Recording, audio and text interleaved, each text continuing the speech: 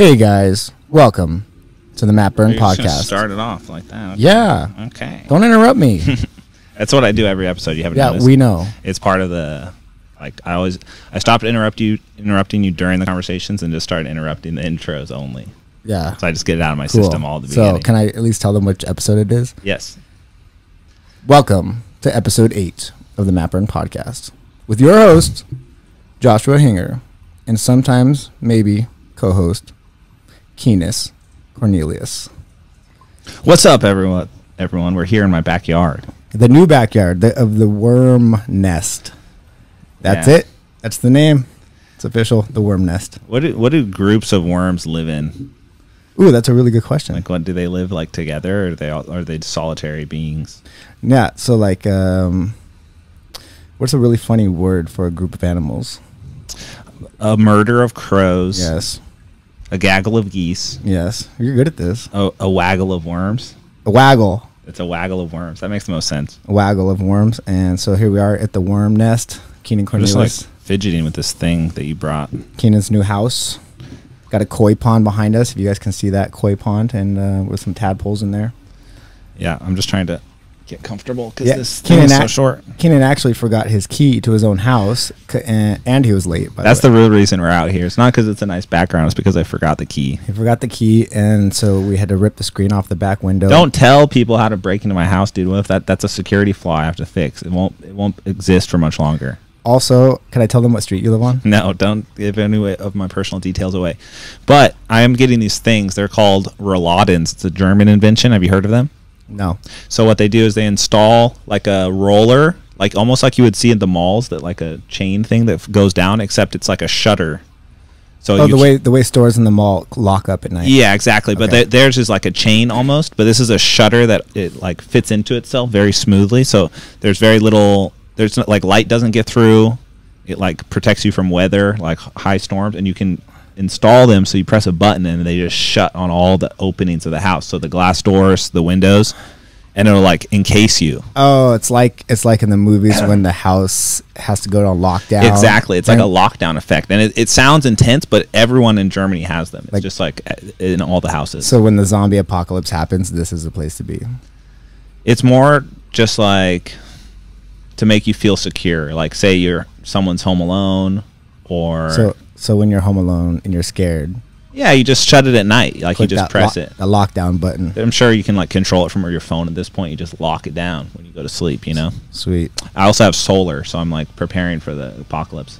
Guys, is there a saw in the background? There is not a chainsaw, it's a buzz saw. It's like a table saw in the background, so please excuse the... Yeah, we're outdoors, so even though we fixed the audio overall, we can't account for the neighbors.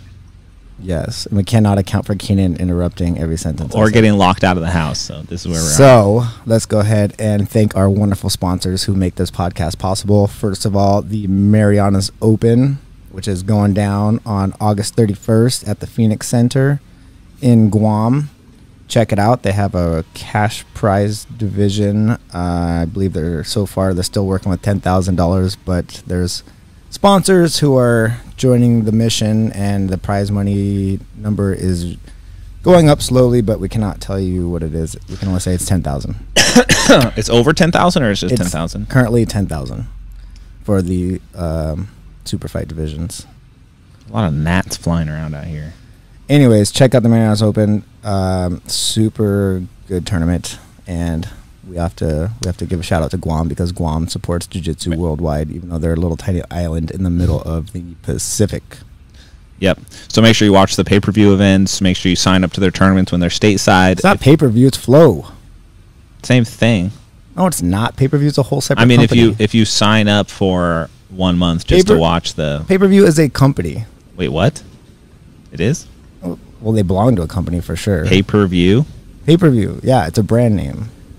No, it's a style of it's like a sales thing. It's both. It's not a brand name. Yes, it is. You're stupid. You're stupid, dude. Okay, you don't know what pay-per-view is. Quiet. I'll tell everyone where you live. You probably think it's like pay-per-view, like you view it on paper. That's not what it is. You pay per view. So you pay every time you want to I'm view sure it. there's someone out there who actually thought of Yeah, that. it's you. That's why you laughed at it, because you realized, like, oh shit, I'm an idiot. Wow, you're being aggressive today. Dude, you came out, you called me stupid, so I'm gonna roast your ass. Okay. Anyways, our second sponsor, the World Series of Jiu-Jitsu. They have an event. They have a lot of events coming up. So they have something coming down up in San Diego on August 17th. And this tournament has cash prizes for all divisions, except for the youth divisions, and I believe they're working with scholarships for the youngsters. So this is happening, again, I said August 17th in San Diego. And then August 18th, they have a gi division. It's sub-only, EBI overtime rules, $135 to enter, but every division has a cash prize. So check them out. They also have an event coming. Is that one San Diego based? That's San Diego. Cool. New York is happening October 19th, October 20th. Guys, if you don't compete, these kind of tournaments are the perfect place to get your feet wet. Dip your toes into the competition pool. They're really well run. Simple. It's not no pressure like the IBJJF crazy rule format. You can go get some rounds in. Try and think of it like it's just another training session or an open mat. It's just very, very organized open mat. Yeah. Where you're paired with your partners ahead of time. And they have an event coming up in Oregon, Newport, Oregon, on November 2nd and 3rd. They got something going down in San Antonio, October 26th, 27th. Did you order your mic online or did you pick it up somewhere? I ordered it on Amazon. I think I need to do that too. Yeah, that's a good one. I like it a lot. Mine's like a little too dynamic, I think. A little too dynamic. Yeah, I'll pick up my own mic, I guess. So, guys, check out the World Series of Grappling, and you can follow them on Instagram. World Series of Jiu-Jitsu, not World Series of Grappling. That was a whole separate event. Totally dropped the ball on that. World Series of Jiu-Jitsu on Instagram. And last but not least, our good friend Sam, the tax guy.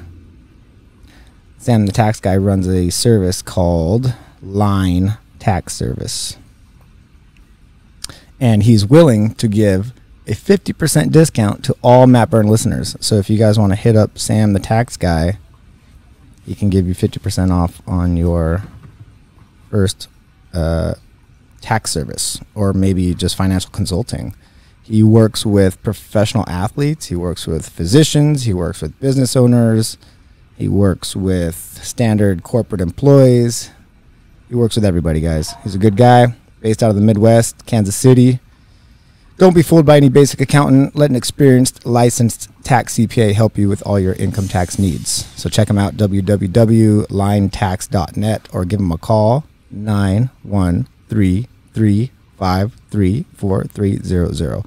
Ask for Sam. And like I said, 50% off all initial service if you're a Matburn listener, which you are, because you're listening to this right now.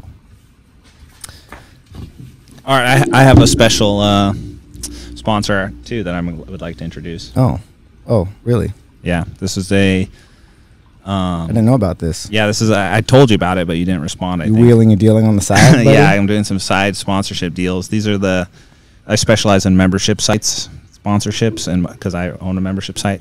So. Oh, do you? Yeah, I do. It's KeenOnline.com. Oh. That's not the sponsor though. That's not the Grappler's Guide? It's not. Nope, that's not it either. Okay. So, Josh, you're a stiff guy. You're a little inflexible, I would say, right? Oh, is that what you're talking about? Okay, well, got awkward there for a second. I wasn't quite sure what you were referring to. I see. You're trying to pull a euphemism. I'm not. You were pulling a euphemism. Buddy. No, dude. I'm saying you're an inflexible human. I was just using slang. So you, in particular, do not do this, but I recommend. I think I'm more flexible than the average human. Yeah, because jiu-jitsu is kind of like combative yoga. Right. So one of the things that I've noticed is I've developed hyper flexibility in certain parts of my body. You were jiu-jitsu. born with hyper flexibility. It was built into me while training as a youth, because I'd roll with really big dudes and I was forced into all of these uncomfortable positions, like almost like human origami. Okay. Like like people say that. Like I was being folded inside my clothes. My gi. So I developed very specific flexibility in my hips and my upper back and my neck, even in some cases. But in a lot of other areas, I'm not very flexible, such as my hamstrings, my lower back, my shoulders. Bro, I I've seen you pin your knees behind your ears. How are you not flexible in your hamstrings? So actually, I can't even touch my toes, dude. Oh. Yeah. Should I turn so I can look at you? I mean, if you can. I don't necessarily want to look at you. I feel like it just feels wrong sometimes. There we go. Wow. All this background noise. Oh, my God. Yeah, it's all good. So here's what I wanted to tell you. Tell me. After I finish adjusting everything. All right, I'm comfortable again. So whenever I have an injury, most of the time when you have an injury in your back, you have a stiff back, a tight neck, it's due to muscles, right? It's like muscle tightness more than like a bone injury or like a ligamental injury, right? You know what, you can feel those. It's a difference. Yes. So when you go to train in the morning, you feel super tight after a week of hard training, and then you go in next week and you just feel like stiff. What do you do? Nothing, right? You just tough it out. You get a massage. Are you talking about me specifically? Yeah, I'm just like trying to get your input on this. I go get a massage, yeah, usually. You go get a massage. So what if I told you didn't have to pay $80 to $90, $80 to $120 for a 2-hour massage to deal with these problems? What if you could massage yourself in a certain way with a movement exercise? A movement exercise that you can do that is proven. Well, I don't know if it's proven actually, but I find it to be very effective. Massaging yourself?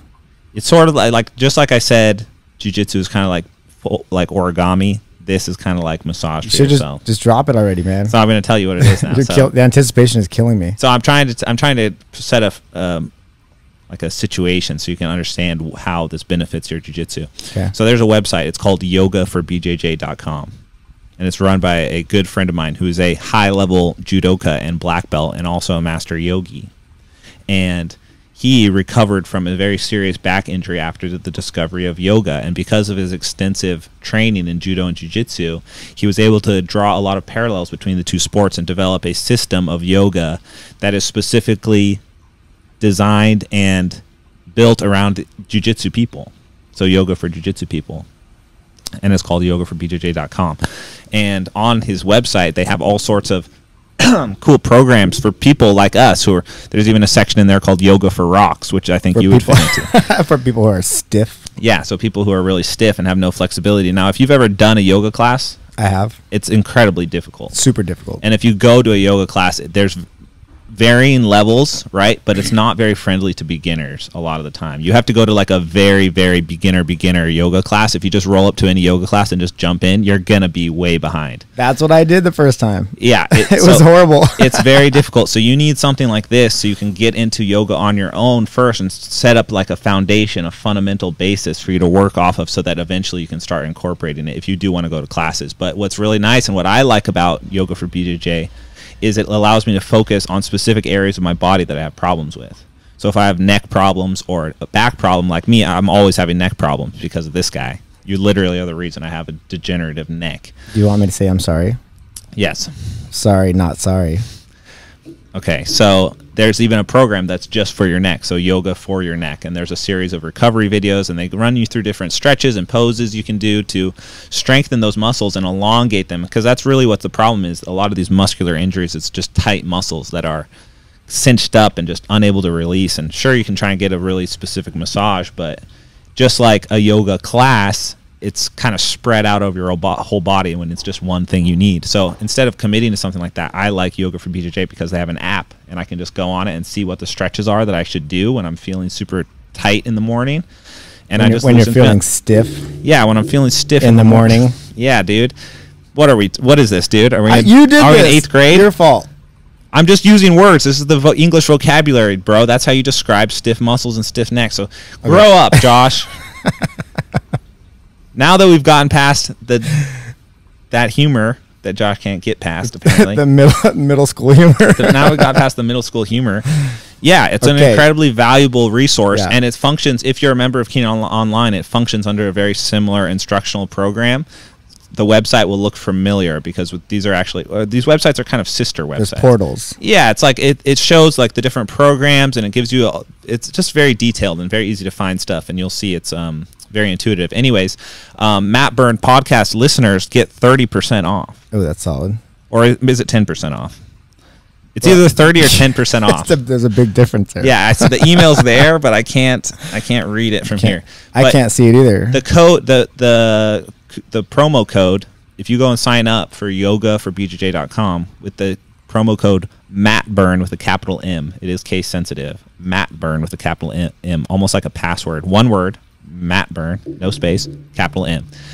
You can get access to this for a reduced rate, and I think you will really enjoy it. And it also supports the podcast. So everyone that signs up under the Matburn podcast, it comes in back to us and helps me and Josh out. So support the podcast, friends. So yeah, if you're looking for a way to support the podcast and also get something valuable for your money and your time, Yoga for BJJ is a great place to start. So, fun fact, when I first did my first yoga, Yeah. I signed up for a 30-day challenge to do yoga every single day for 30 days. How many days did you make it? I made it the whole 30 days. Really? Yeah. Wow. And I doubled down and I became vegan for that entire 30 days also. Wow. That was definitely What was that like? Definitely more challenging. The veganism? Yes. So, can I tell you something gross? It's not like very gross, but Okay. when I made the conversion to veganism, I definitely noticed that I had to go to the bathroom at least 7 times a day. It was super weird. Yeah, I don't know if it was just all the fiber Okay. that I was putting in my system, or like if my body was purging out all the garbage, like Yeah. all the burgers and bread and Right. I don't know. I mean, I guess not bread, but like there was just I don't know, man. It was really No, weird. bread is supposed to be very hard for your body to digest. Right.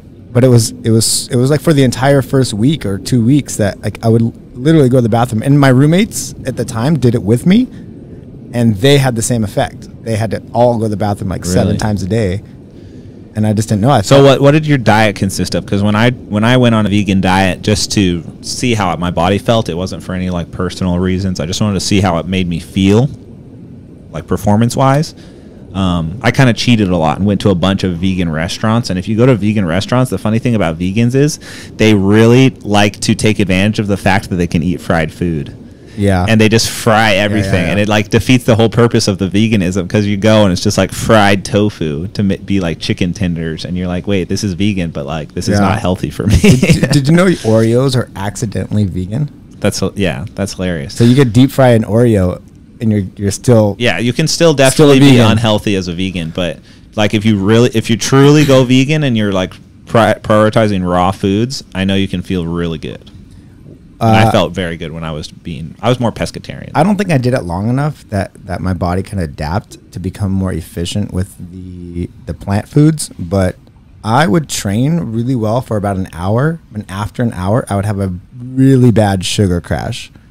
And I would get super shaky, and I would like need food now. Like I had to keep snacks on me all the time. See, I had the opposite effect. I felt like my energy levels were more consistent throughout the day, and I wasn't getting those sugar crashes. No, it wasn't about the energy level throughout the day. It was training. Oh, so like towards the end of a train. Yeah, Oh, and okay. at the evening, like if I had my vegan lunch, and then I went to train at 5 p.m. or 6 p.m. and then I trained for an hour. Like I could train to a certain point, then I hit a wall, and then I just had to stop. I had to stop and go eat something. But I think I just wasn't eating enough because I wasn't accustomed to all the fiber, and the fiber makes you feel really full. So maybe I wasn't consuming as much as I should have in terms of caloric intake. That's how I felt about it. Anyways, so I did it for a month, and then I was super happy when I didn't have to do that anymore. Hold on, there's a saw going on in the Yeah, background. buzzsaw in the background. Yeah, I felt really good when I did it, but I stopped because I was losing too much weight. I think that's one of the main benefits. Yeah. Is if you're trying to burn fat, you burn a lot of fat on that because because you're just not getting enough calories. No, I definitely Difficult to keep up with calories. I on definitely those. lost some muscle mass too. Yeah, I was trying. My whole goal was to like see if I could maintain my strength while I did it, and I just started losing weight fast. I got really light. I got down to like 185 before I was like, this is not good for Victor my sport. Silverio made that switch too. Remember? And I'm not sure if he still is, but I know for a while he was. But he was super jacked, like super buff looking, and then he switched over to vegan, and he dropped like 2 weight classes. Like he went down to lightweight super Yeah. quick. Oh yeah, you can definitely lose a lot of weight. He's still very strong. I trained with him on Monday and Tuesday. I went up to Homolo's again. I had a great experience up there. We were training no-gi. I stayed with my buddy Zane. He's a really tough brown belt out of that team. And I drove up in the Tesla, and it drove me there, dude. It was awesome. The Tesla. Yeah, and then I I trained for 2 days, and then I came back and I trained with all the Autos guys yesterday. Yeah, I heard about that. Except me. Well, I have this raging eye infection right now. So if you guys are watching on the video, you can see I'm rocking some aviators. That's to hide my horrific looking red eye. That's it was brought back from Amazon. From the Amazon, yeah. So Amazonian eye infection. So here's a thing, right? When is it acceptable to have some kind of sickness or infection? It's probably never acceptable, but I feel that a lot of people think it's okay to train while they have some disgusting shit in their body or on their face or in their system. Oh yeah, it's very easy to be selfish if you think you're like hiding it, or right. Like no one's gonna notice, or I'm sure it's not contagious, or it's a small chance. If you have anything on your body and you're not sure what it is, don't train. Don't train, man. So I don't do it. I full on like shame people. Like yeah. So if I see like weird stuff on someone's skin, I'm like, what is that, dude? What are you doing on the mat right now? And I think I was gonna say you've always been really good about that. Like, if anytime you've had staph, MRSA, herpes, or gonorrhea, you didn't come to training, and I want to just thank you for that. Thank you for not spreading your mat herpes to the rest of us. First of all, mat herpes is a real thing, and I do not have it, but there are a lot of people in the jiu-jitsu community that do. What is a mat herpes? It's a special type. It's a special strain of herpes. It's called herpes gladatorum, and it can form anywhere that you have like glandular nerves or something. So it can get anywhere on your face or your neck or in your like armpit. And it's very common in wrestling. It's actually a thing. Yeah, you're not even joking. No, this is real. People at Autos have this. Mat herpes. Yes, it is a real thing, and if someone trains with it, it is highly contagious, and it can get in on your skin. It doesn't even have to be an open wound. So if anyone has something on their face, like it's swollen or it looks like some sort of a lesion around the eyes or even the mouth or like even on their chin or their neck, it looks like a sore, and it flares up just like any herpes, whether it's like basic cold sore herpes. But it's a virus. Yeah, it's a virus, and it's very contagious. And wow, you really have to be careful because some people don't know what it is. They think that they just have they got hit in the eye and their eye just swells up. Because after a while, your body builds antibodies, so every time you get a flare up, it'll be less severe. Yeah. But still contagious. Right. So it may not be an open lesion; it might just look like a swollen red area. And so that's why it's so important to be careful and like look at people's skin when you're training with them. And that was one of a huge thing that I did not like about the competition vibe of some places, because some people will just like sacrifice other people's safety so they can keep training. Yeah, they're being selfish, being incredibly selfish, and like trying to hide it with like growing out facial hair or doing something like that. And I think that's just really irresponsible and stupid to just put yourself before your training partner. So if you have something on your skin like that, and it recurs during times of stress mostly, so you see it a lot around like before pre-competitions, people start getting flare-ups on their skin, and you're like, what is that? Like, stay away, tell them to get off the mat. So I will actually, like, when I was training at your academy, your gym that you train at. It's not my academy. And any gym that I've ever trained at, if I ever see someone on the mats, I will actually go into the group chat or whatever the communication form is, and I will publicly out them and say, guys, just so you know, this guy had something on his skin today, not sure what it was. I think you should just be careful just in case it's contagious. And hey, everybody, little Bobby has got some herpes. Just like tactfully, well, it's not tactful, but it's like like trying as respectfully as possible, let them know that what they're doing isn't cool, and everyone should know that, so that they feel some sort of humiliation to not do that. Yeah. Because how else are you going to tell? Like, you can tell them nicely, sure, but it's like they already know. Okay, yeah, that's true. Don't do it. So here's another situation for you. So I go hard on that. But check it out. I was at a seminar this weekend in Ohio and another seminar in Indiana. And at both seminars, I saw someone that had a big fat ringworm on their body, and they did not try to hide it. So here's the thing. Ringworm? I just couldn't believe it. I was like, what do you do? Why would you have it out there in the open like that, not even trying to hide it? Right.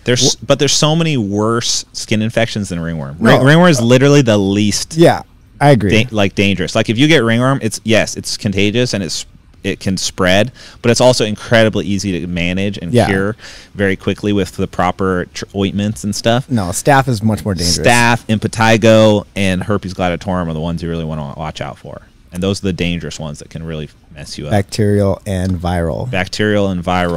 Ringworm is a fungus, in case you guys were wondering. Yeah, ringworm is just a fungus, dude. He's like, honestly, if ringworm were a person, he'd probably be a pretty fun guy. Right? He'd always be scratching himself though. Yeah. He'd be scratching himself, but he'd be like Linus from the Peanuts. Isn't he the dirty one that had that cloud of dust that followed him around everywhere? Was that Linus, or did he have the blanket? I think it was Linus. Or Linus had the blanket. He did have the blanket, but he was also the dirty one, maybe? I don't know. Anyways, you guys know what I'm talking about. But yeah, so if someone has... So I'm going to make a confession. During times of extreme training, like I'm training for something super important, if I have a small ringworm, I will cover it in like a new skin and then tape it so that I can continue training. But you shouldn't do that. Motherfucker. I've done that probably twice. You sneaky... You just talked a bunch of shit, and now you're confessing. But here's the other thing. So I sacrifice... Selfish. No, listen, I haven't finished. I sacrifice something to be able to do that to the point that I feel like people would feel safe if they knew. So here's what I do, and this is how you shouldn't treat ringworm. I take a Q-tip, and I dip it in bleach. Oh, this is old school. And then I bleach the ringworm, and I apply it twice a day for 2 days. Always kills it. The problem is it can really burn your skin. This is restless stuff. So this is something I'm willing to sacrifice my skin to get rid of it as quickly as possible so I don't endanger anyone. So I bleach it, right? Like the first time I feel anything or see anything, I start bleaching it. That should instantly start killing it.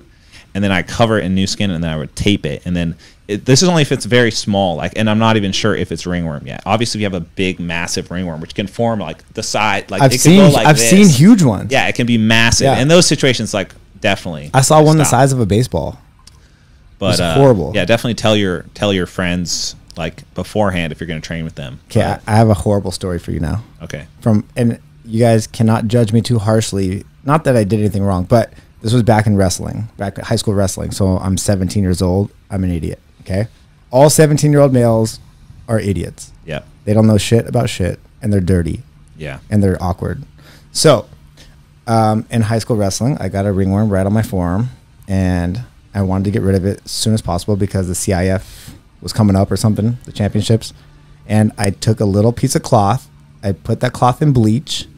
I put the bleach cloth on the ringworm, and I taped it to my arm, and I slept like that the entire night.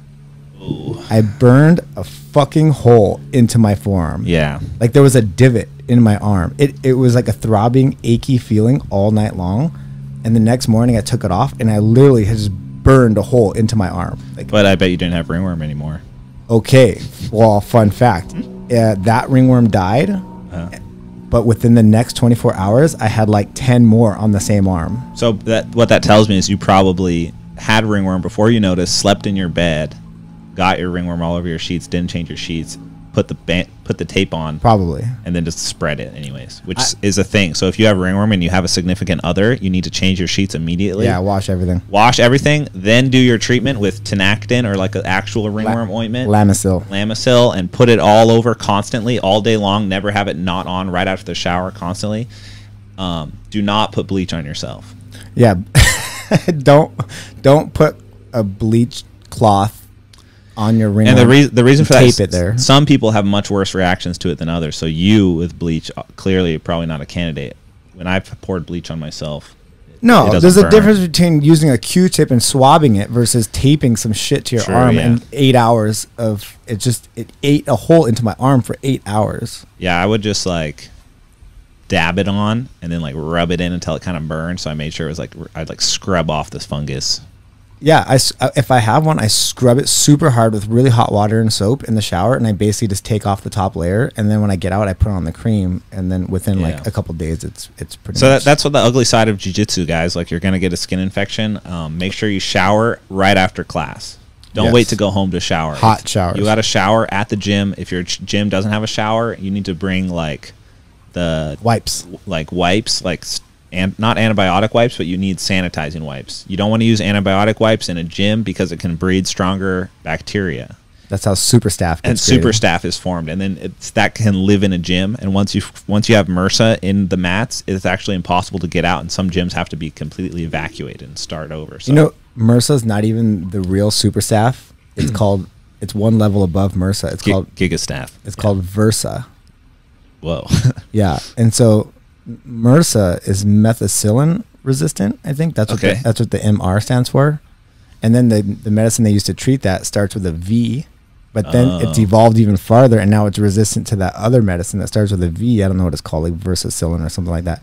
But it's now resistant to that strain of antibiotics. So if you have VRSA, you pretty much need to go to the ER immediately, and they need to stick like a pick into your heart and inject the next level of antibiotics into your heart so that it spreads to your body immediately so you don't die.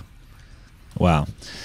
Yeah, it's scary stuff, man. And so it's important to make sure that you're taking care of your body and cleaning yourself properly. So last bit of advice, if you have a ringworm outbreak like I did, I had 10 of them on my arm. I went to the doctor and they gave me a pill. It's a yeast infection pill.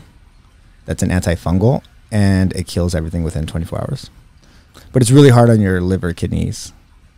So be careful. Don't just default and go take the pill. I forgot what it's called. The problem with like Lamisil or Tinactin is it's supposed to take 2 weeks to actually kill it. It's very takes a long time. Takes a long time. That's why I was would be crazy and put bleach on it, but I haven't had it in a long time. I have a really good shower system where I shower with very hot water with soap that's like, usually it's like natural antiseptic stuff, like tea tree oil type stuff, but you don't want to use antibacterial. That's the most important thing. Don't use antibacterial soap. That's why we are where we are in this world. So Selsun Blue, which is like an anti-dandruff shampoo, actually is an antiseptic. Antibacterial. It's not antibacterial. Oh, it's antiseptic. Antiseptic is different. Antiseptic just kills organisms. Oh. Antibacterial is kind of like almost a what am I trying to say? Come on. Don't drop the ball now. I heard the buzzsaw in the background. Don't blame it on the buzzsaw. Antibiotic. It's kind of like it functions under the same principles as antibiotics. So bro, you're folding under the pressure of the bacteria microphone. becomes resistant to it, and you don't want to breed that in your gym. You know, it's funny that we brought this up accidentally, but I really actually feel like it's a very important topic. Oh yeah, I think we just educated a lot of people, especially a lot of like white and blue belts who maybe don't know what like the pitfalls that exist. Right. So another word of advice, my friends, don't walk off the mats barefoot. Especially if you're like in a grimy MMA gym. Not that all MMA gyms are grimy. They're not all grimy, but grimy MMA gyms exist.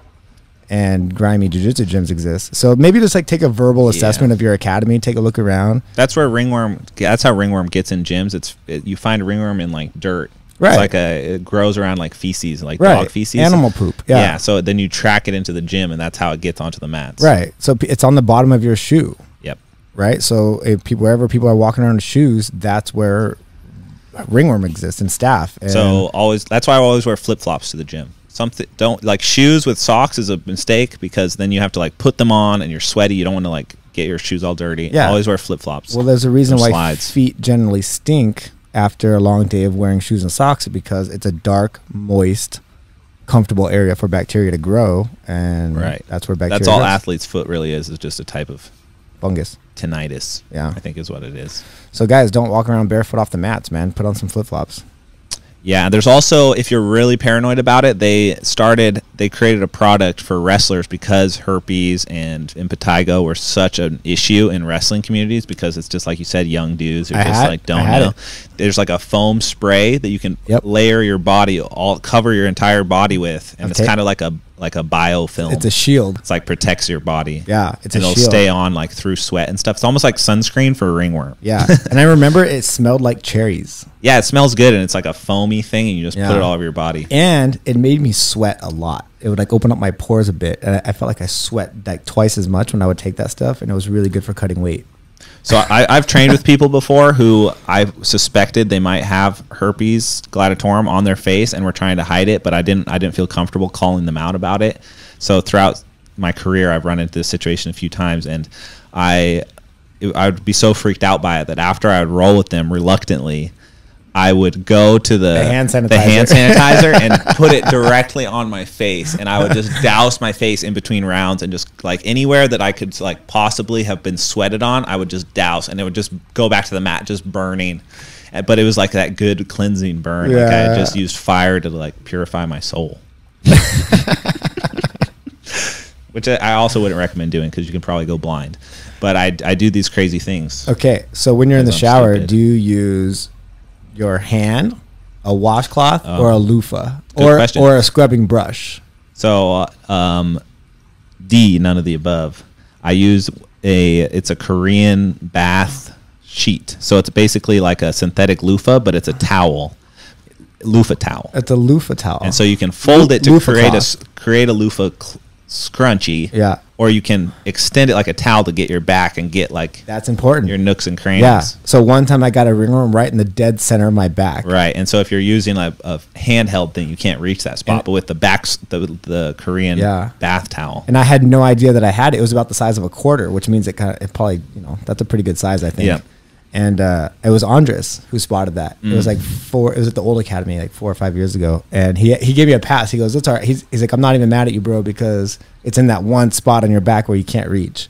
Yeah. So you can pick up those towels at any Asian supermarket, and they're super useful. And they come because Korean bathhouses, it's like a tradition that they scrub. They'll give you like body scrubs, and they use this rough synthetic nylon to like really scrub the layer you know what? of skin now off. that I know what you're talking about. Is it like 3 feet long? Yeah, it's like I know what you're talking about. Yeah, it's like a synthetic nylon towel. Yeah. That's a scrubby. And if you could actually damage your skin if you scrub too hard with it. Yeah, some of them are more abrasive than others. Right. I have sort of like a mid-level, like 500 grit Yeah. abrasion. That's not really a thing, is it? No.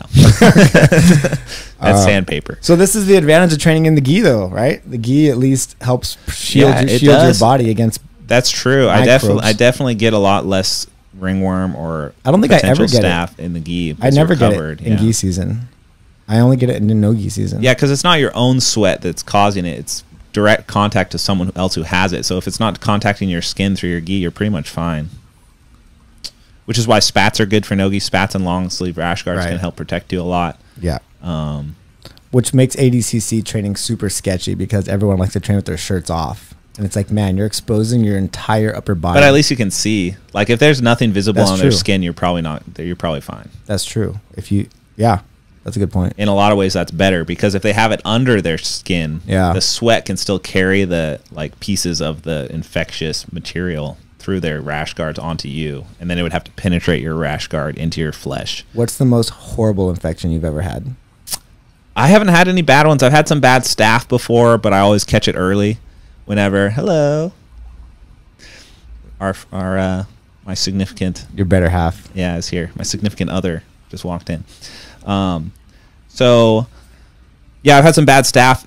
One of the main signs is when it feels hot to the touch. So if you have a red spot on your body, it can just be sort of like a patch on your body, like it'll grow to maybe about that size, like 3 inches, and you'll feel the heat and it's red.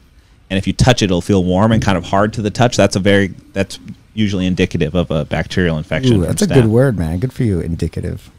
Well done. I used to read a lot. I'm going to start reading more. I had a MRSA infection on the top of my foot. And it was right after I changed locations. I moved from California to Arizona, and I think the change of environment kind of fucked with me. And it was like kind of a grimy MMA gym. And that was one of the most painful things I've ever had on my body. Like it hurt so bad. Like the top of your foot is pretty sensitive. Like imagine sticking a needle in the top of your foot. Oh yeah, it'd be painful. So when I had this infection, I thought it was a spider bite, and it grew and it grew and it got super painful. That's very common. A lot of people think that it's a spider bite because it doesn't. It looks like it's under your skin a lot of times. It's not on top of your skin. It's not always a lesion. It just can be a hot area that's like, what is that?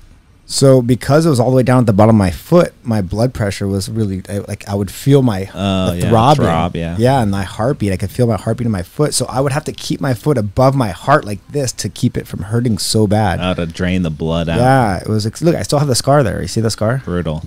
And I have a scar like that on my toe, but it was from when I chopped an axe into my toe. Serious? Yeah, I was trying to. It's is it this one? This one. Wow. Right here. Wow, axed your toe, huh? Yeah, I was trying to chop some wood, and I just I was wearing flip flops, and I just chopped my toe in half. I have an uncle who dropped a concrete cement block on his toe, and it chopped his toe off his foot. Did he reattach it? No. The other end of his toe was probably just mush. He just has a nub, and the nub, it kind of looked like I don't know, a nub. You can imagine what a nub looks like. Let me think. Nub. I don't know if this is fucked up. Okay, I'm just gonna say it. Kyle Maynard has 2 arms that have loud nubs. Yeah, but he talks about it openly. So, he's good at jiu-jitsu. No, Kyle's amazing. He's an amazing human. If you guys don't know Kyle Maynard, he has a great story. Follow him on Instagram. He's a congenital quadriplegic, which means his arms did not form inside the womb, and his arm stops at the elbow. Mm-hmm. But he has the torso of a 200-pound man. Bigger than that. Like if he had arms and legs, he would probably be like 220. He'd be jacked and huge. Yeah, he's really strong. He's a good-looking dude. He just doesn't have arms and legs. Well, he's got legs, but they didn't develop fully. Search Kyle Maynard on YouTube, and you can watch some of his videos. He's had an MMA fight. Yeah. He's fought in jiu-jitsu tournaments. Wrestling. He did really well at Nogi Worlds. He wrestled in high school. He wrestled. He's been incredibly active. If you roll with him, he has chokes that he does. He hits like these baseball bat chokes, and they're very painful. He'll take. I think he refers, nubs or elbow. I don't know what he refers to. He calls it the nub choke. I think the nub choke or the stump choke. Yeah. Anyways, he'll stab you in the throat with his. It's not a stab. It's not like he's spearing you. Dude, he literally uses both of them, and he has incredible core strength to pinch them onto your throat, and then he twists. So it's like a pinch and twist. He runs around your body and chokes you from the front, almost like a cross choke. And it's impossible to keep him in close guard. It's very difficult to play guard against him because you don't realize how often you need sleeves or ankle grips. And he is very mobile and can pass guards effectively. He essentially doesn't have a lower body, though. Right below his hips, he has his legs, but his legs are maybe 8 inches long. Yeah. And his feet are about 8 inches below his hips. Oh, yeah. He's a tough roll, man. And you cannot grab his legs because he can basically jump out and of your open just forget guard. about arm barring him or leg locking him. Like of course. His arm bar and leg lock defense is like doesn't best have in the fucking world. arm. Oh, I thought it was just like doesn't have an elbow joint, so I didn't think about it. You can't arm lock him. You can't shoulder lock him because you don't have the torque. You can't leg lock him. He's like, you would think it would be like, obviously it's a disadvantage, but you would think it'd be more of a disadvantage than it is, and it's actually a very challenging role. It is because you have to choke him. It's like that guy Anthony Robles, who was a that guy's just straight up cheating though. At ASU, he was like an amputee on one leg, so he intentionally amputated his own leg to make a lower weight class in wrestling. So he's a large man, like 220-pound body, intentionally amputated his own leg as a trick to get into the lower weight divisions, where he stays on one knee and his hands so people can't shoot on him, and then he uses his massive frame to just beat up smaller people. It's just straight up not fair. I think you definitely need to say that he did not do that on purpose. I know. I'm totally joking. That was all a joke. That's a defamation case right there. I know. That was entirely part of a classless joke, a gag I was just pulling off. That was a bit. But no, for real, he had like a huge upper body. So when I first watched that happen, I was like, oh my gosh, that's crazy that he's able to do that. But then I thought about it and I was like, dude, this guy can probably bench twice what these other guys are benching in his division. Because your leg must weigh like what, 60 pounds? That's a lot. 70 pounds. So he's in a 70-pound lighter division than his frame can support. Yeah. And so like he still is producing a lot of upper body torque, and he's like pinning people. He won the division. Yeah. Like if it was a disadvantage, he wouldn't have won the division. I respect the shit out of competitors who. No, it's great that everyone's competing, but that situation is like a one unique circumstance where it might be an advantage in that specific sport, right? Yeah. Kyle, I just remember Kyle. I'm not being too rude right now. Like that's just my observation of what I saw. It definitely seemed that it was helping in a lot of ways. No, Kyle's upper body is super fucking strong, like super strong. His chest and back is it. Just so you guys know, Kyle Maynard was the first man ever to bear crawl up Mount Kilimanjaro in Africa, which is the largest mountain in Africa. He bear crawled up the entire thing unassisted. Yeah, he had special custom-made boots for his arms and legs so he could traverse this. Imagine how strong your back and shoulders and chest has to be to bear crawl up Mount Kilimanjaro. Yeah. So when he stakes that stump and sticks it in your neck, there's a lot of force behind it. So he'll put one stump in your armpit and pin you down on the inside of your gi, and then he'll hold you in place, and then he'll stab you in the neck. Yeah, he uses his arms to get inside your gi collars and like control you. It's very good. Give him a follow at Kyle Maynard on Instagram. Is that all? Is just Kyle Maynard? Yeah, it's Kyle Maynard. KY. There's a ton of awesome documentaries about him and stories about his journey. Yes. To discover his own limitations. Have you ever had to fight someone that has some kind of physical disability or? No, but I was almost going to, but I decided I didn't want to enter the division because I felt it would be awkward for me to fight this guy. But it was I'm not sure what his disease was. I'm not sure if it was degenerative or genetic, but he didn't have full control of his arms and legs. So he was in a wheelchair. This is a story about my friend. Was it like muscular dystrophy or something? Yeah, kind of, but it was like he still could produce some force, but he didn't have have the dexterity more than anything. So he was a blue belt, and he was fighting my friend Chris. And we told Chris, like, before the match, like, hey, man, like, take it easy on this guy. Like, we're not really sure what you should do. Like, if you should let him win, or if you should, like, no, fuck let that. him work and then win, or what's the deal is. So Chris is a really nice guy and was like, you know, I'm just going to let him win. Like, we'll just give it, like, I don't care. It's a Naga, big deal, right?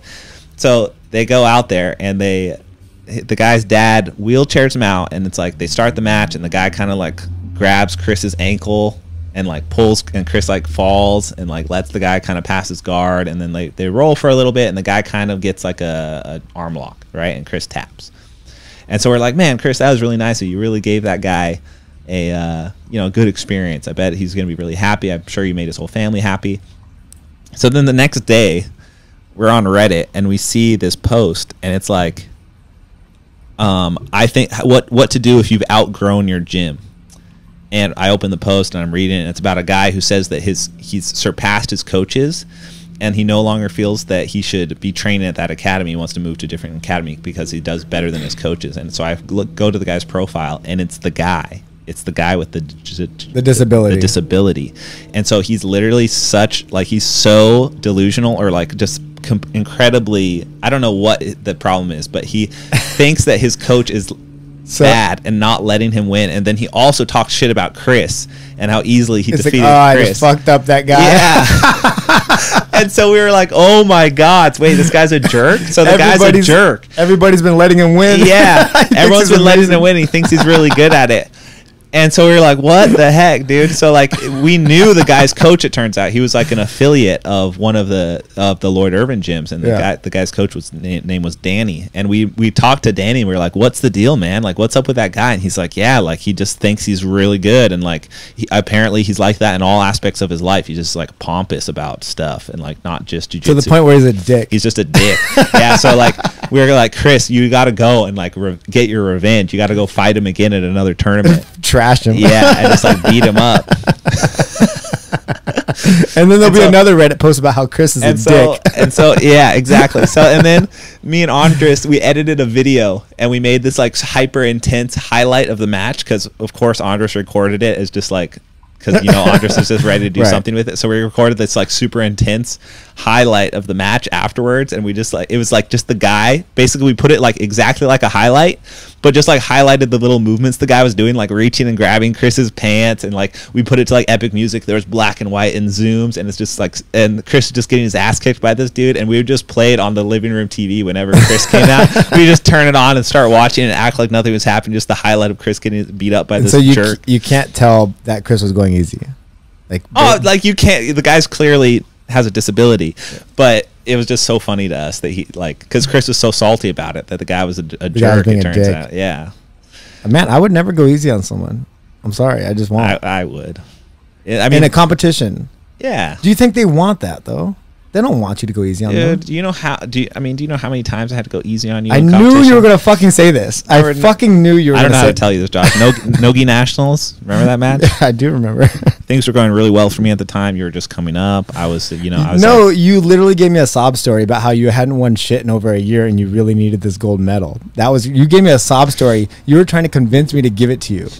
You're like, Josh, I haven't won anything in over a year, because you were out. You hurt your neck. Remember, you were out for like the whole year. It wasn't a year. And you were giving me some fucking sob story about how you haven't had any gold medals. You're making this up. Guys, you're making this up. You were like, my sponsors are going to drop me if I don't win something. I did not say yes, any you of this did. Stuff. No, yes, you did. No. And then I was like, no, I'm not going to give it to you, because I already gave you one in 2014. And I never have asked you for a freaking medal, dude. You told me. I never have done that. That goes against my entire code. That you definitely were giving me a sob story. You were passive aggressively trying to make me feel bad. But I was not saying those things that you're saying. Maybe you didn't say give it to me. You did not say those words, but you definitely did. Dude, that's just part of the mind game. It was just the mental game. Well, clearly it didn't work because you lost. Well, that's what brings me to my next point, is because I let you win. Oh my God! Get the fuck out. I remember the look on your face when we watched that video on episode 1. Guys, go back to episode 1. Shit, I forgot there was video evidence of the last time. Go to episode 1 and watch us watching our match, and look at the effort on Keenan's face on the video and how hard he was trying to get his guard back when I passed it. Your no-gi game is so weird because there's certain positions where I just feel so dominant over you and I can just like mess you up. But if you get to your positions, it's like I'm a baby. That's the name of the game, man. And I just can't do anything. Yeah, that's what it is. It's who gets to their position crazy. first. But it's not like that in other roles, dude. Other roles, it's like there's much more room for fluidity to like escape and do things. For us, it's like a landslide victory for one person or the other every time. I agree. It's so bizarre. But it's because we've trained together like 100,000 times. I know, but still. I rolled with Lucas yesterday for the first time in so long. He was just like so tough. He's a tough dude. But Dom beat me up worse. Really? Dom just feels like his chest is just like a... You guys were training in the gi? It's like a barrel. Because Dom doesn't do no-gi anymore. Yeah, we were in the gi. And Dom Bell's retired from no-gi. He doesn't want to do it ever again. I don't either. I don't blame him. Did we talk about his... we can wait for him. We'll bring him on and talk about his wrist injury. Yep. The point, he got injured training at another academy. And so like the lesson learned is never let your guard down when you're training at a guest academy. Because everyone there is going to try to fuck you up. Yeah, you got to keep your game tight. Got to keep on it. Don't go easy on anybody. That's the lesson here, guys. Don't go easy on anyone. If they're disabled, if they have a disease, if they're older. And the great thing about jiu-jitsu is you can go hard without hurting people. Yes. Because so you can go hard. Just because you're trying to pass the guard hard doesn't mean you got to rip the arm off, right? There's a difference. You can do takedowns hard. You can do the guard passing hard. You can do your sweeps hard. But like once you have that submission, you don't got to rip it. You gotta break it off. That's not necessary. Like once you have the armbar, you have the armbar, right? Yeah. Like you can train hard through positions and not rip a kimura as hard as you can. Just break the grip and put it. The thing to remember is 99% of the time in jiu-jitsu, your heads are on the same space. Like your heads are occupying each other's head space. Your knees and your feet shouldn't be up near someone's head, risking elbowing or kicking them. Like your arms should be engaged on their legs or their arms. It's like, as long as you're doing jiu-jitsu correctly, you can go very hard without risk of kicking someone in the head or elbowing them. And I think training in the gi provides a lot less injuries. Oh, yeah. Right? You agree? Oh, yeah. I always get injured doing no gi. Dude, gi literally heals my body. Like, I'll train gi and it'll fix me. That's weird. Like yoga. Seriously. It fixes my neck because no one touches my neck in the gi. And then, like, the isometric pulling and strengthening, it kind of does like a... What? Your neck gets touched. In no-gi? In the gi? No. I have a video of it. Of what? Me grabbing your neck at the American Nationals. No, what happened, dude? What happened? What happened 3 seconds after that? I took you down and swept you to mount, and then I got cocky. That's what happened? You got cocky? I got cocky and I postured up. It's because guillotines don't work in the gi, dude. I mounted you with a guillotine. Okay, but... I should have got points for that, too, because I'm pretty sure that was 3 seconds. You got your ass choked after. Actually, I did get the points. Yeah, and that's why you choked me. Yeah. Anyways. And we had a rule before. It was like no submissions or something. We were like, let's fight hard, but like match, we won't try and submit each other. And then the second match is just like, you know what? Fuck this. I'm gonna submit you if I get a chance. That's funny. Dang. We're actually. What time is it? I don't know. It's only been 53 minutes, but we might have to cut this episode short. We got to get at least to a minute 15. A minute 15? We passed that 52 minutes ago. Do you have... You mean an hour? An hour 15. Okay. Anyways, someone asked, since we're on the topic of injuries, I think it's kind of a silly question, but I'm going to address it. This maybe seems silly to us, but I recently had a white belt ask me the same question in person, and I'll give you my response to him. The question is how to deal with injuries and recovery and all that stuff. I think the answer is obvious. If you're injured, you should rest and stretch. Okay, so here's the thing, though, is people make the mistake of coming back too soon. When you have an injury and you start to feel a little bit better, you start thinking you can come in and move light. Yeah. And light turns into hard rolling, and then it's like you're rolling, and then it's like, oh, it feels fine, I'm rolling, and it's not until injuring. Someone passes your guard. And then it's like one little movement happens, and you pinch the rib or you like pull the muscle until your buddy scores 2 points on you, and then you amp it up. So what I have learned to do for injuries, because I've had injuries last way longer than they should because I try and come back to training too soon, is now I make sure the injury is fully healed. 100%. 100%. At least, like, I will do other things, like other activities such as yoga for BJJ. It's actually yogaforbjj.net. I think I said .com earlier, so that's a problem. But like yoga or weightlifting mostly is what I do. That's what I'm doing right now with my infected eye. Yeah, weightlifting is always good because there's always a part of your body that you can work out. As long as you're not in a complete body cast, you can do some weightlifting. So like I had a rib injury, I was still able to do everything except like deep squats and deadlifts. So I was able to bench press still. I was able to use a lot of machines. So just make sure you're staying active and just take the time off, dude. It's not going to kill you to miss some jiu-jitsu. Basically, just exercise whatever's not injured. Jiu-jitsu is such a knowledge-based sport. There's so much time right now while you're training that you're not studying and like looking up stuff and learning about jiu-jitsu. You're just trying to spar and like learn through osmosis. That when you're injured, in a lot of ways, it can progress you more because you do things that you wouldn't do normally, such as like watch film, study matches, watch instructionals, go on keenonline.com. Grapples Guide. What? They're my new sponsor. You know that? They sponsor me. You're not allowed to sponsor the podcast with them unless I also get a cut of that sponsor. No, they're not sponsoring the podcast. First of all, you sound greedy as fuck when you say that. No, it's not greedy. That's just unfair because it's a competitor website. And so if he can't sneak behind closed doors, sponsor you. It's a personal athlete sponsorship. I don't have to bring it up on the podcast. That's the point. That's not part of the agreement. The agreement is I use my personal Instagram account to promote it. Anyways, don't get upset. You upset me. I'm sorry. Not sorry. I'm gonna have a stern talking to you after this podcast. You should have a talk with Jason Scully. I have talks with him all the time. Anyways, so rest your injuries. But look, guys, if you pull a shoulder muscle or a pec muscle, go blast your legs at the gym. Do some jump squats, do some heavy squats, do some split squats, do some lunges. If you hurt your knee, go bust out some bench press. Yeah, I think people just think that like, bicep curls. Oh, I'm being a bitch. Like it doesn't hurt that bad. I can go back and do a little bit of this and that. Dude, just heal, man. Bodies heal very slow. You have to just take the time. You got a lot of time in the world. In the long run, it'll put you on the mats longer because you won't have a chronic injury that you keep re-injuring. This is true. Do you think on this topic, someone asked, do you think it's dickish to give your friends a hard time for not training? Dude, I was the freaking that was me at Autos for so long. People would give me such a hard time about not training, but it was like I'm trying to take care of shit, whether it's my own mentality or physical things or like motivation. Like just let people live their lives, man. Okay, but what if someone fell off the wagon just because they have a new girlfriend? Is it okay to give them shit then? Like that's a dumb. I mean, if it's a joke, but if it's ever serious, it's like let people live their lives. You give someone a hard time because you miss them and you want them to come train with you. Okay, it's a good thing. If they don't want to train, let them not train. You know. So it is dickish.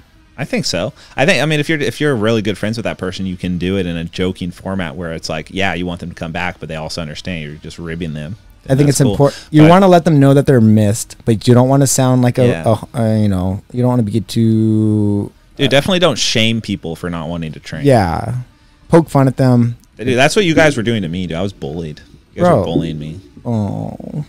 Yeah, I was bullied. No, we just missed you. That's all it is, dude. It's like no. We're just giving you a hard time because we wanted our friend to come train with us. Nope, I was literally exiled from the gym because of it. Maybe you were just. We miss you so bad, we're gonna kick you out. So, would you prefer? You sound bitter. Okay, next question. Last one from the. Whatever, dude. I have my own gym now, and it's way sicker than Autos. Dude, why do you keep bringing up my team? You don't gotta talk about it. Let it die. Bro, my your gym bitterness is so just sick. Your bitterness is oozing out of your pores. Dude, I can be as bitter as I want. You know why? Because I'm an autonomous man. Because I have my own gym. I have my own gym now. I can go be bitter in my own gym all by myself. It's like what does Cartman say? I do what I want. Screw you guys. I'm going home. That's what he says. I do what I want. Yeah, guys. I'm signing the lease today. Oh, you didn't sign it yet? I'm signing it today. There was a minor hold up with my corporation entity which was filed incorrectly in the Secretary of State, which I took care of a few days ago, and now my gym is almost mine. Have you settled on a name yet? It's going to be called Legion. Legion. Yeah. Like Legion. No, Legion as in Roman legionnaire. Like Legion, like you have an open sore. Nope, it's Legion. Am I casting doubt into your mind? The thing about branding and logos is they're visual. You don't hear them. Yeah. So it's like you associate the imagery with like the name, and it's a Legion. I like your logo a lot, actually. Well, it has a really cool backstory, too, because it's based off of my family history. When you guys got kicked out of Rome? When we got kicked out of Rome. My family had a lot of the youthful men were legionnaires, and then the higher-ups and the patriarchs were wealthy politicians and senators. You're really bankers. good at bullshit. This is true. And No, so it's not. Me bullshitting is true. Oh. I'm just kidding. No, this is actually a real story. You can look this up on Wikipedia. Oh, yeah. Okay. Or ancestry.com. No, this is a true story. There was the Cornelius family in Rome. They were a banking family. They have a extended historical significance throughout the fall and rise of Rome. And they were just like the Lannisters. The family crest, the family them. phrase. What do you call it? Is it family what? Family logo. The phrase? Yeah, like what is a family phrase? Tagline? Yeah, what do you call that? It has a name. I don't know. The motto? Yeah, the family motto is truth without fear. Okay. Which is pretty badass, right? Truth without fear. I forgot I just say it in Latin. It's something like e pluribus unum or something. You don't know. But what was I going to say? Oh, yeah. So basically it goes back to that, and my family crest incorporates that eagle that you see in the Legion logo. So it's like, this is the American Legion now. America. So I'm bringing back a lot of those great Roman civilization fundamentals into my jiu-jitsu academy and my team. So I got a question about your... if it's not about my team, I don't want to No, it is. Okay. It is. Well, because this is my last question from the public, but they asked, like, what is the perfect class structure? Like, and I'm wondering how you're going to run your class structures. Okay, because I'll tell you. I know you hate warm-ups. Yeah, I think warm-ups you're literally paying someone and you're using your time there to do shrimps. Like, okay, what? Why are we running around in a circle? Like, I could have done that on my own time. So like, I agree. Time I pay for. Jogging around the mat, I think, is absolutely stupid. Okay, what about forward rolls and backward rolls? You have to know how to forward roll, and some people don't know how. Yes, so in a fundamentals program, should be taught as a technique, not as a warm-up that you do for the rest of your life every single day. Right, I agree. Not every day is stupid. Okay, well, every gym does that. So not every gym is stupid. Not every gym. You can't be throwing the word every around like that. Because you haven't been to every gym. I've been to so many gyms and they all do that, and I think it's just so silly. I think jogging is stupid. It's a waste of time. So what about this? What if you actually warmed up by doing jiu-jitsu? I agree. Holy shit! Like the technique is the warm up. Yes. How about we warm up doing the technique? Just don't be a lazy slob when you're drilling the technique. Put some emphasis behind it. Put some oomph in your technique so you break a little sweat and warm up. Because the science behind warming up, it's not about elongating the muscles or stretching them. It's literally about raising your body temperature.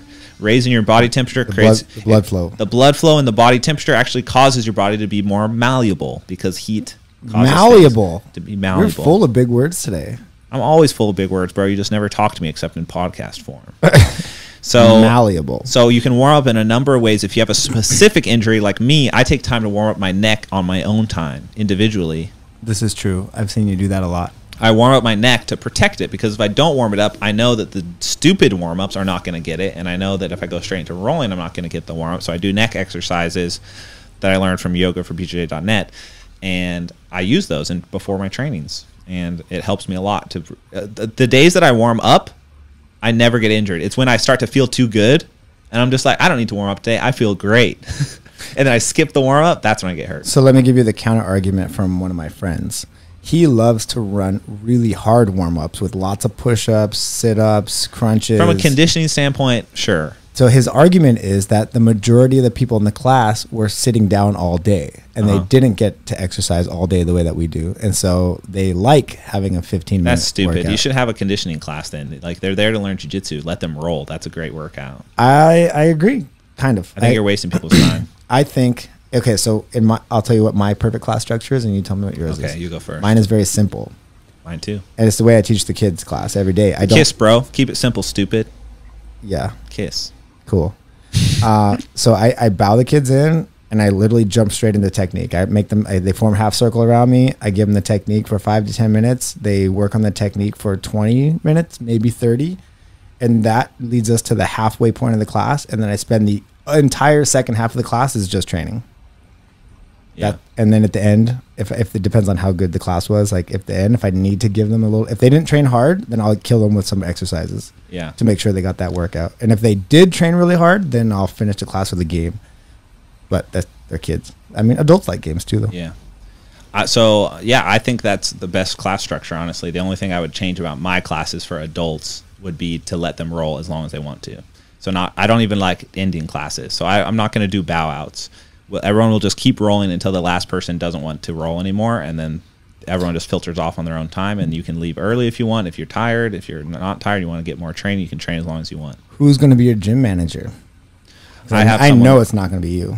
I have someone lined up. Who is it? It's a secret. What do you mean? It's a person. It's not Sunshine, if that's what you're asking. I don't care about Sunshine. Yeah, I'm going to have a legitimate gym manager who's paid salary to manage the gym. You have to. You got to have someone with skin in the game to I agree. manage it. Are they going to be on a commission basis? Salary plus so commission? that's one of the things about buying. All the employees at my gym will be able to make commission, whether it's off sign up. So if they like actually run someone through the sign up process, $50 commission. If they sell a gi, commission off the gi. It's commission off everything. Private lesson packages? That's all them. That goes to the instructors. But if they're selling a private lesson package for you to teach. Oh, I don't want to do privates. Hell no. You done doing privates? Yeah, I don't have time for that. Bro, I'm not going to lie. I really don't like doing private lessons. I don't mind them. It just takes up too much time. It's like there's so many efficient ways to teach jiu-jitsu. You don't need to teach it to one person. I have a hard time just finding a time in the day to do it. Privates are for It's buzzsaw. Privates are for the person who's like is not comfortable yet going into class, like a full class. That's what it's for. A beginner. It's not a better way to learn. Yeah, unless they have a very specific question. It does allow you to focus in on what they don't know and like find the errors in their game. So like when I do privates, I'll like watch the guy roll a little bit, or I'll roll with him a little bit, and I'll be like, okay, you were doing this, and this. All needs work. Let's go over those techniques today and try and tighten them up. What if a black belt comes into San Diego and is like, I don't know worm guard, I want to learn worm guard. Can we do a private lesson? I'll say, buy the lapel encyclopedia, bro. Come back once you've watched it all. If you have questions, now you can come talk to the master. That's what I say. Is that what you say? Yeah.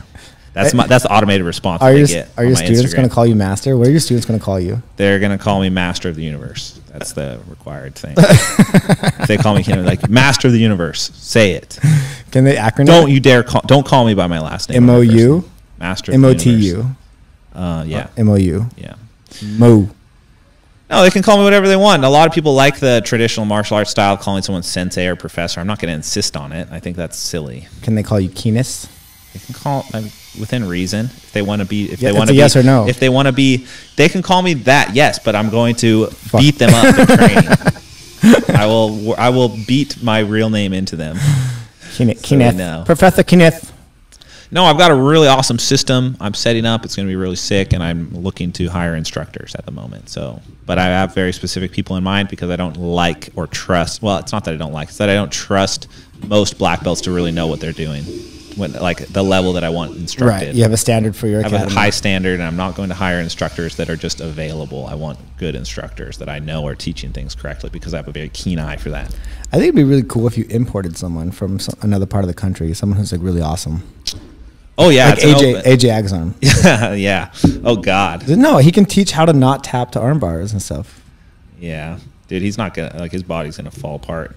Keeps that up too long. No, I'm gonna put an instructor on salary or like some sort of great deal, and they're gonna be my co-instructor. I'm gonna teach the comp class in the morning class or the 12 o'clock class, and they're gonna cover the night class probably, and I'll go train at their class just to roll with them, but I probably won't take on instructor role. I like that. But I have the facility. If you haven't seen it, it's 10,000 square feet. There's going to be 8,000 square feet of mat space. I've got showers, and I'm going to put a studio room in there too for recording. Are you going to put up a list of rules on the wall? Yeah, some basics probably. Don't walk off the mat without your shoes. I'm probably going to record so my gym is going to be sort of like that dystopian future where it's like the president is just on all the video screens at all times, like mantraing about the rules, and that's going to be me. So I'll just have video screens everywhere with me in like high production quality and like a really authoritative uniform, just like telling people how to act. So the president of Turkmenistan, I'm going to be like in the bathroom stalls, like a little TV in the bathroom stalls, saying, aim, motherfucker, aim. And wash your hands. Wash your hands after you get out of here. So the president of Turkmenistan, he referred to himself as Turkmenbashi. which Okay. literally translates into the head of Turkmen. Of course, yeah. And so you can be The head of Legion. Legion Bashi. Yes, Legion Bashi. How funny would it be that if I based my entire team around Rome in that time period, and then I get stabbed in the back by like Some of the senators, your instructors? My instructors. Was they it stabbed a me in the mutiny? back. Mutiny, and they stabbed me in the back. Kind of like you did to Galval. Excuse me. I was accused of mutiny. That's a real story. That was We don't got to talk about it. Well, you brought it up, bro. I was accused of mutiny, and I even remember I posted in the group chat after. I was like, But I don't think someone asked why I got kicked out. I think it was Dom, and I listed the reasons. It was like, But I don't speed think- drilling too slowly, inciting mutiny. And the third one was like some other stupid inciting ridiculous mutiny. But that's actually not, I mean, okay, I'm just going to assume it's not true. And thing. That I incited mutiny. yeah, and it's not Galval's fault that there's someone in the middle who made this rumor. That's whoever that person is, that's the problem. Let me tell you. I can explain the whole situation. You don't have to. So throughout history of jiu-jitsu, teams have split because groups form. So like a group of cliques form, a group of friends goes and starts training privately. They like get an extra sessions on the weekend, right, or they start doing their own thing, and maybe they like the way they're training better. It's different. Maybe it works for them better. That group of like-minded people, maybe it's together, super intense. They conglomerate, and it's like they like that. Yeah. They still go to the normal classes or whatever, but eventually maybe they want to go do their own thing. So throughout history at Autos, a lot of people have had issues with Andre, like personal issues. Hey, don't talk shit about my professor. I'm not talking shit. Walk I'm just saying softly, there's been a few competitors that have had issues with him, and I explained this to him as well. People have had issues with him in the past, and some of them have wanted to leave Autos before. It's happened. Like people have there's been discussions of people talking about leaving over the years. Well, so Brian, I don't know if I should say yeah. So that was the one. That Brian. was one situation. What to say, Brian? He actually just left on his own. But there was times where it's like a lot of like feuding going on between the person in charge and a lot of the competitors, like multiple competitors at a time, who were just unhappy with the situation. And during those times, there was some discussion about like if they were going to go do their own thing. The irony of the inciting mutiny thing is that the situation that called his attention to people grouped up like that was actually Connor, who organized a training session, invited me, and I was like, dude, I don't want to go because I know how Andre feels about like private training sessions. He's going to immediately place it on me as a scapegoat. And Connor's like, no, it's no big deal. I'll tell him it was me if like anything like that happened. So I'm just not going to say anything. Fault. So we go train on the side mat at like the middle of the day, and there's probably like 6 of us, right? And I'm kind of standing there, and they're all like warming up, and Andre comes in. Oh, like, I remember this. Yeah, like so pissed. And he was like, I wanted to be invited, blah blah. And he's like looking at me like I did something wrong. You guys got yelled at. And I was like, hey, like at the end of his tirade, I was like, hey, just so you know, you're looking at me. I didn't do this. I'm not the boss. That's not my fault. I just sold out Connor. I was like, Connor invited me. I just showed up because Connor invited me. And then the whole tone changed. It was just like, oh, well, if you in the future. I was like, okay, whatever, dude. Connor just was trying to become. Connor wants to be the premier guard player. No, because some people want to just go to a training session and just roll. They don't want to do 45 minutes of technique and then jump rope drills at the end. They just want to roll, dude. A lot of people get very good at jiu-jitsu just rolling. You can get very good at jiu-jitsu in a way that you enjoy. You don't necessarily have to do it just how someone's telling you to do it. If you can find so you don't think drilling's important?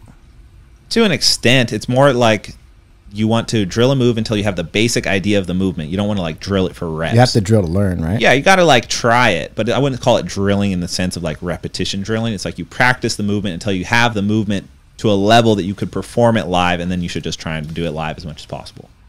Or specific training around that position. Situational sparring. Situational sparring is the best way to do it, yeah. I agree. Recreate the position over and over again with live randomized reactions from your opponent. That's the only way to really improve at it.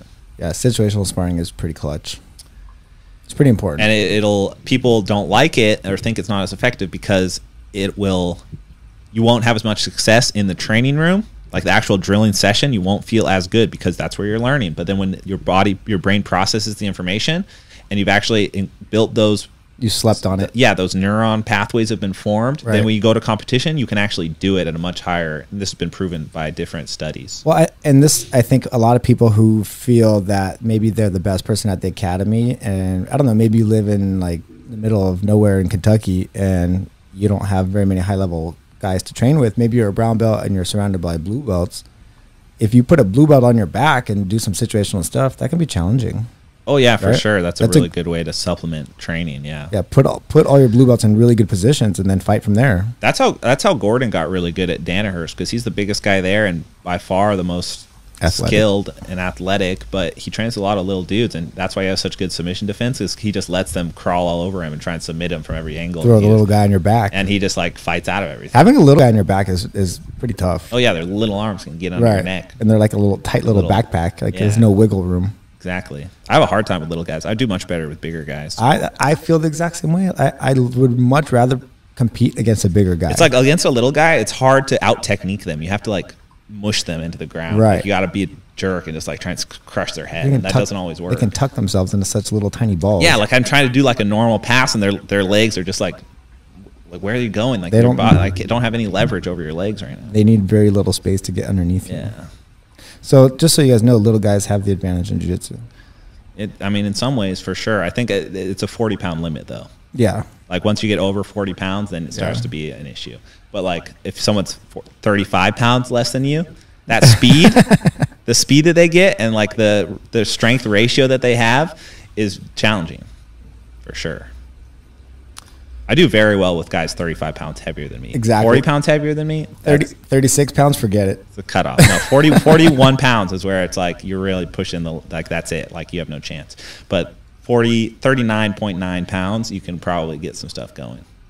You can use your physical capabilities of being slightly smaller to get in there and like get in under their legs and stuff. Man, I can think of a lot of matches where I had to face off against a really big guy and I was super nervous about it, and then it was like shockingly easy to pass their guard. Like they just couldn't move. They're slow, dude. Super if you put slow. them on their back, they have no leg dexterity. And then there were some little guys that I went up against that I expected to be easy, but were super difficult.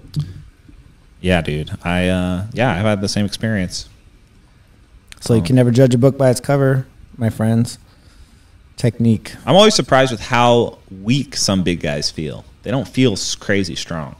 You want to name a name?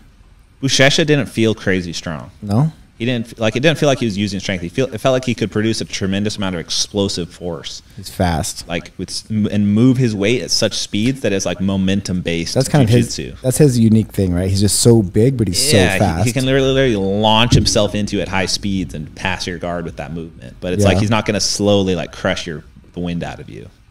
Another example is Joao Rocha. Yeah. Very large, but it just doesn't feel like he's really just like, he's more weighty. Like he just kind of he lets leans gravity. On you. Yeah, he leans on you, lets gravity do the work. He's not really squeezing you. But then I've also rolled people who just feel like they're made of iron. Like they're just isometric strength is just immeasurable. You cannot pull their arm away from their body. Yeah, they're just a steel cage, and you got to climb around them like a jungle gym. Yeah.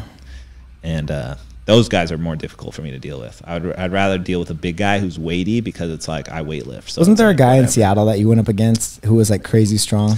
Yeah. You remember that match? Right? Yeah, it was right before you and I fought in Seattle, right? It was tough, yeah. And he was like super crazy strong.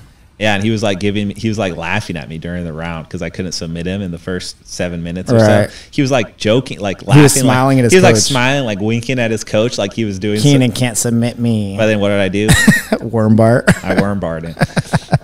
And I made a cool video edit to it where it's like I like zoom in on his face where he's like laughing like and I overlaid like some anime soundtrack to it, and then my eyes turn red, and then it's like I remember that mo shinderu, which means like you were already dead, and then I remember that.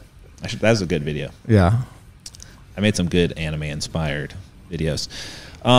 So Josh, I would love to stay and talk with you more, but I really got to get going. I've got to talk to this contractor inside my house right now to fix some stuff up. Okay, I guess. Well, why don't you just go ahead and thank our sponsors, Keen and Cornelius. Start with Sam. Okay, guys. Sam, the tax guy.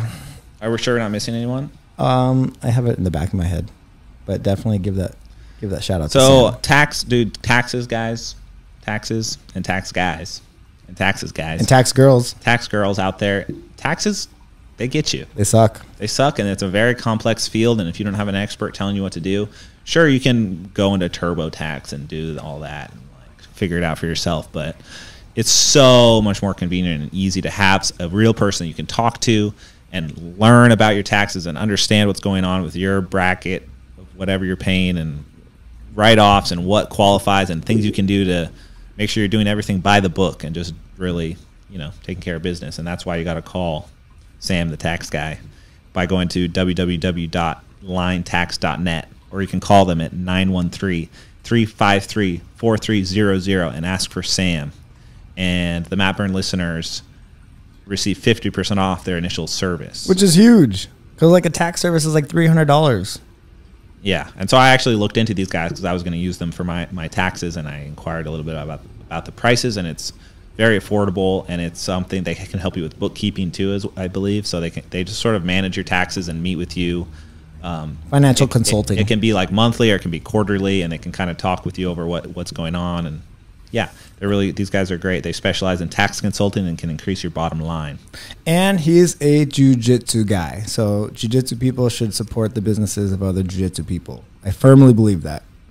Yeah, everyone helps each other. It all comes back to you at some point or another. Right. Like, I've always noticed that when I try to go out of my way to help people in some way or the other, it seems like it kind of comes back to me. Positivity breeds more positivity. Negativity breeds more negativity. So one way to be positive is just support your community that you love.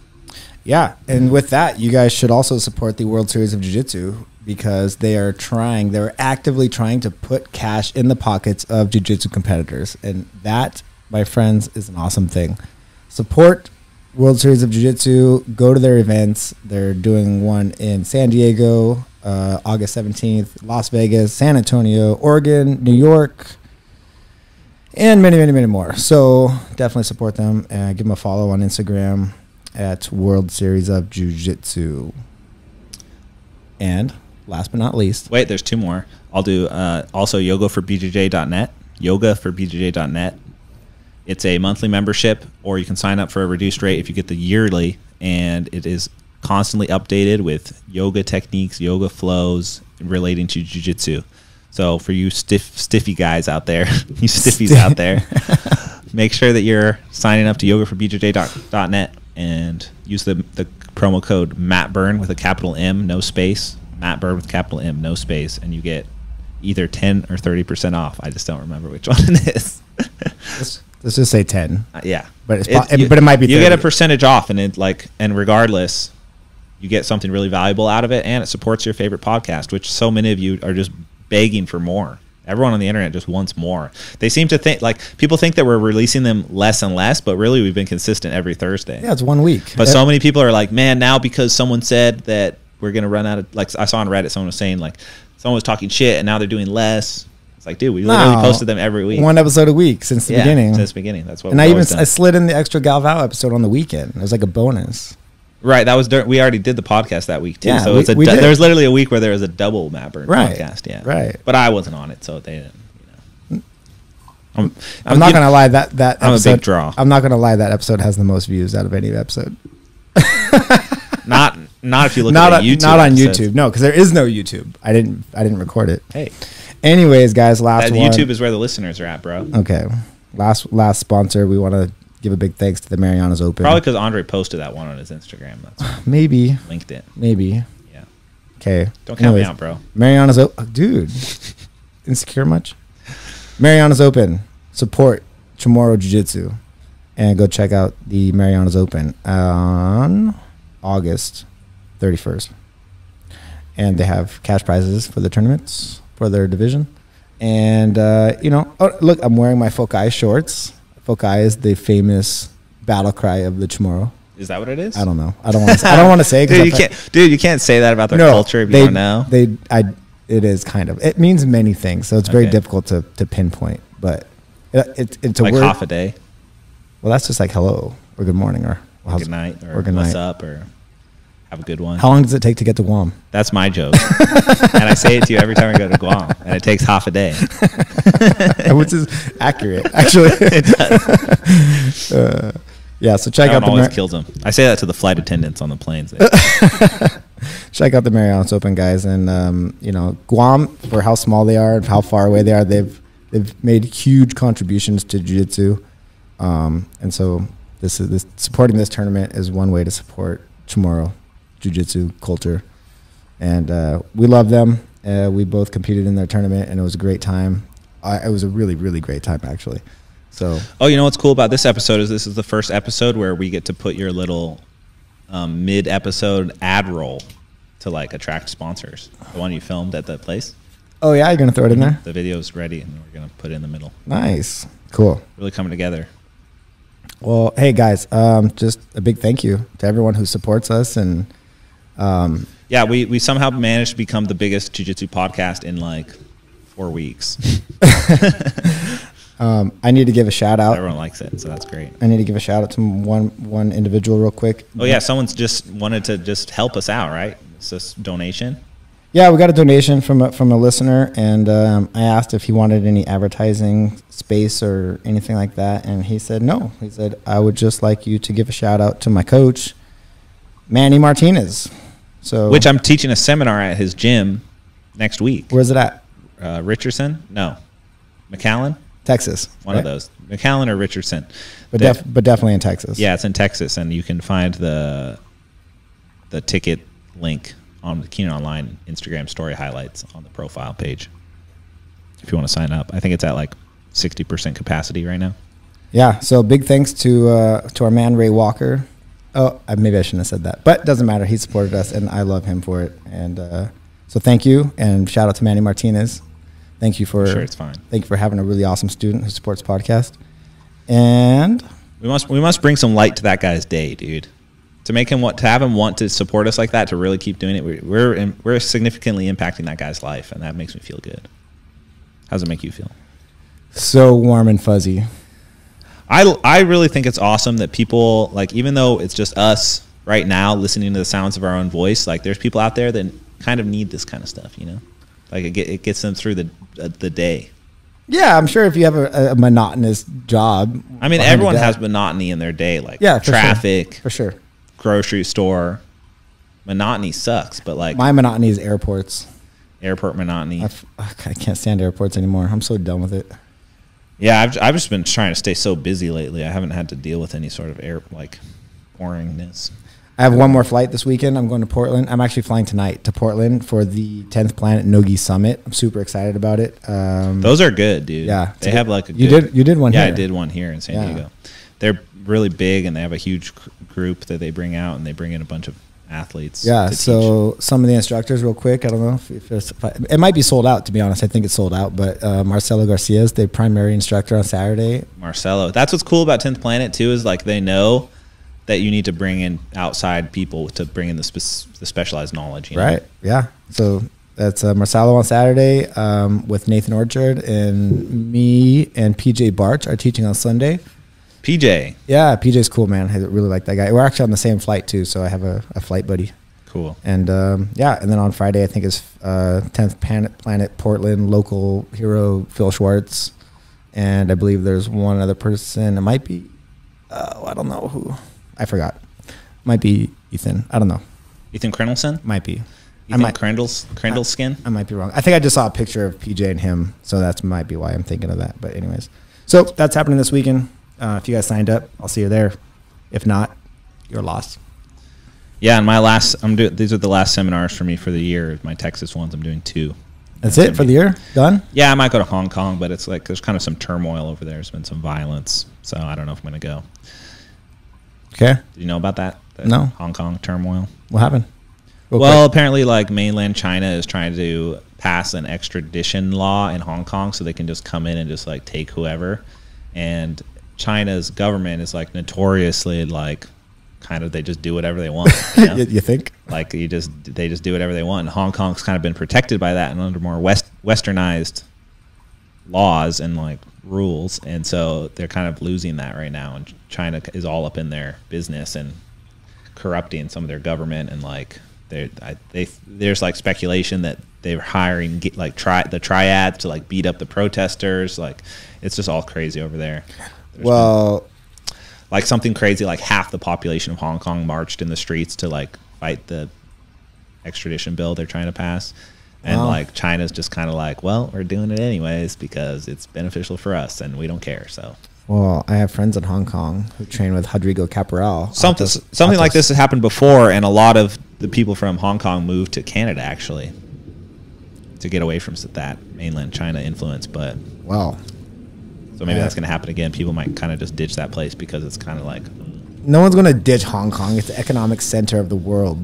I mean, if you It's are massive. afraid of like getting abducted by the Chinese government and like taken into captivity, dude, now I definitely can't go because I'm a target. Now you opened your mouth. Now that same thing happened in Abu Dhabi, dude. That's why I can't go back to Abu Dhabi. Serious? Because you talk shit about the prince? Yeah, I talk shit about the prince, the sheik. I did it. And then you got yourself banned? Got myself How many kicked countries out. are you banned from? I'm not banned. It's just like there's You're not potential. banned. Like it's just scary to go. They want you to come back. Yeah, so you're not banned. They're like, hey, come back to the next tournament. Nah, it was fine. Don't worry about what you said. Don't worry about it. No, I didn't say anything that bad. I just called it a circus, and I said to everyone who run it were clowns and some other things. You called. I was heated. It was because I got double DQ'd. I just thought it was bullshit. My frustration was more with the ref, Yeah. who was not from Abu Dhabi. Okay. He was a Brazilian ref. Okay. I don't go to Brazil either, so I just stay right here these days. America. Stay in America. All right, guys. Legion American Jiu-Jitsu. Thank you so much for the support. Last thing. If you guys want updates of when my gym is coming online or you want to be the first to register for like pre-register stuff, you can go to legionsandiego.com. There's a little email thing. Put your email in and you'll get updates and like, cool stuff. And if you guys want to buy any CBD, go check out CBD Distillery and Yep. use promo code Josh10. Yeah. And I would mention my new sponsor, but Keenan will get so upset. I also have sponsors. I have Hyperfly. I thought we're not doing that. I'm just saying. Well, Hyperfly sponsors my YouTube channel, like my YouTube content. It's not the podcast sponsor. Okay. Well, So Rock Sports. Yeah, that kind of stuff. Yeah. Cool. Okay. But All right, guys, we're out. Have a good week. Train hard. Be smart. Drink lots of water. Stretch. Do yoga. Stay positive. Say nice things to each other. There's so much negative bullshit. So many haters out there. Just try to stay positive, guys. Josh speaks from experience because he has a problem staying positive. No. You try hard. My I respect that. Okay, whatever. Go read some of my Instagram posts and tell me how negative I am. All right, guys, we're out. See ya. See you.